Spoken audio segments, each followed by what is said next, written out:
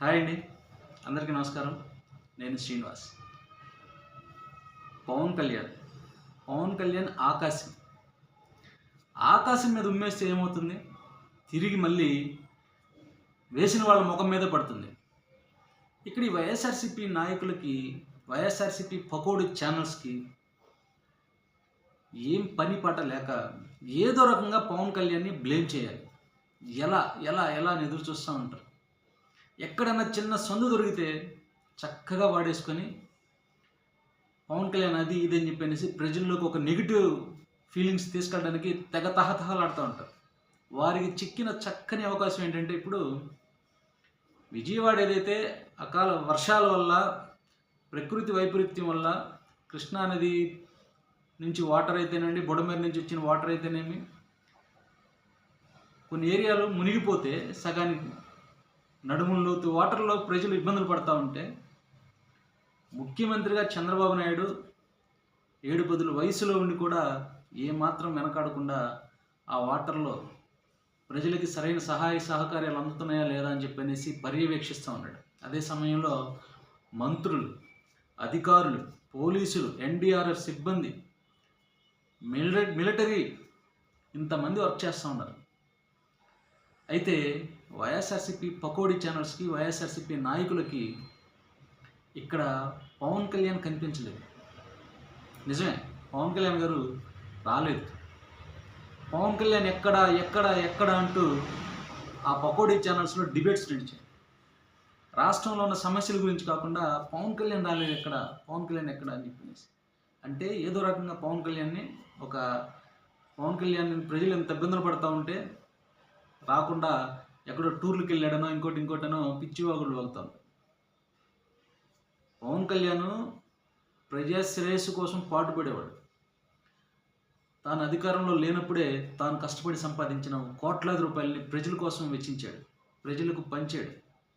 అటువంటి వాడు ఇంతటి దారుణమైన పరిస్థితుల్లో 4 గోళ్ల మంటూ రిలాక్స్గా కూర్చొని ఉంటాడా? కాదు కదా.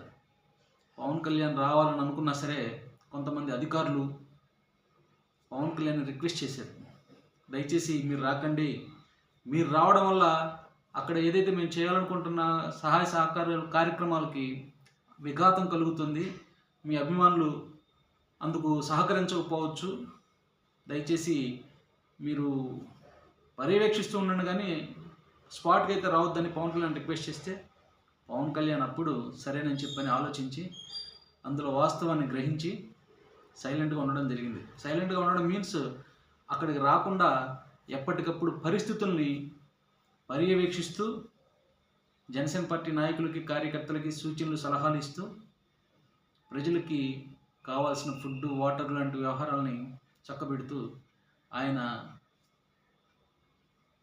లొకేషన్కి వచ్చి కాకుండా తానున్న ఆఫీసులో నుంచే మొత్తం కార్యక్రమాలు చేపట్టడం జరిగింది. అదేదో పెద్ద దారుణమైపోయినట్టు, గతంలో వైఎస్ జగన్మోహన్ రెడ్డి సీఎంగా ఉన్నప్పుడు చిన్న వాటికి కూడా పరిగెత్తుకొని వచ్చినట్టు సిగ్గు శరం అనేది ఉండాలి. ఏదైనా ఒకసారి మాట్లాడామంటే గతంలో మన నాయకుడు ఏం చేశాడు అనేది ఒకసారి మిమ్మల్ని మీరు క్వశ్చన్ చేసుకోవాలి. వైఎస్ఆర్సీపీ నాయకుడు హెలికాప్టర్లో తిరిగాడు, ఒక రైలు ప్రమాదం జరిగితే సిగ్గుండద్దా? హెలికాప్టర్ అంటే ఏముంది, ఒళ్ళు నొప్పులు రాకుండా, ఒళ్ళు కదలకుండా సింపుల్గా ఒక 5 నిమిషాలు 10 నిమిషాలు అలా 4 చక్కర్లు కొట్టేసి వైఎస్ జగన్మోహన్ రెడ్డి ఏరియల్ వ్యూలో పరిస్థితుల్ని పర్యవేక్షించాడని చెప్పనేసి మీ పకోడీ ఛానల్స్లో పెద్ద పెద్ద వార్తలు. సిగ్గు శరం అనేది ఉంటే ఎప్పుడు అటువంటి కామెంట్స్ చేయరు. తర్వాత పవన్ కళ్యాణ్ గారు విషయం చెప్పిన తర్వాత అంతటి తాకుండా ₹1 కోటి విరాళాన్ని ప్రకటించడం జరిగింది సీఎం రిలీఫ్ ఫండ్కి. అయితే ఇదే సందర్భంలో వైఎస్ జగన్మోహన్ రెడ్డి గారు కూడా ₹1 కోటి విరాళం ఏదో ప్రకటించినట్టుగా తెలుస్తోంది.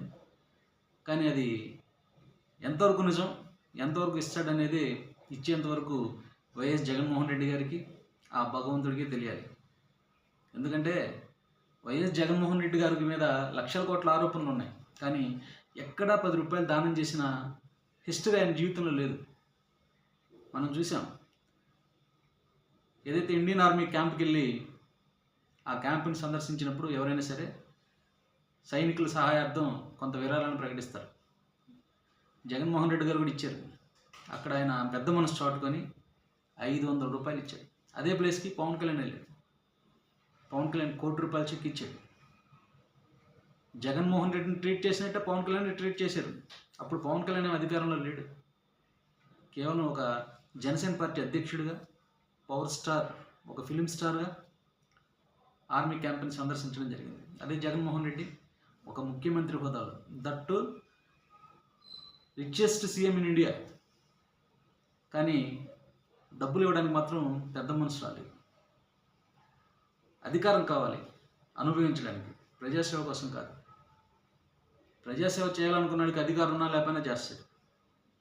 ఏదో నేను వచ్చాడు పరామర్శకి, అవగాహన లేకుండా 4 మాటలు మాట్లాడేసి బుడమేరకి గేట్లు ఎత్తేసారు, అసలు గేట్లు లేని బుడమేరకు గేట్లు ఎత్తేసారు లాంటి వ్యాఖ్యలు చేసి ఇంకా జనాల్లో ఎరిపప్పు అయిపోయాడు.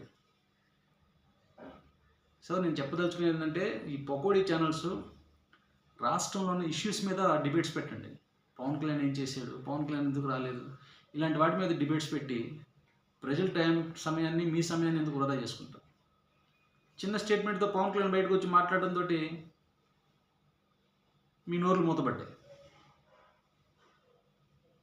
సో పవన్ కళ్యాణ్ ఎప్పుడైనా సరే ప్రజాశ్రేయస్సు దృష్ట్యాన్ని ఆలోచిస్తాడు, ప్రజల క్షేమాన్ని కోరుకుంటాడు.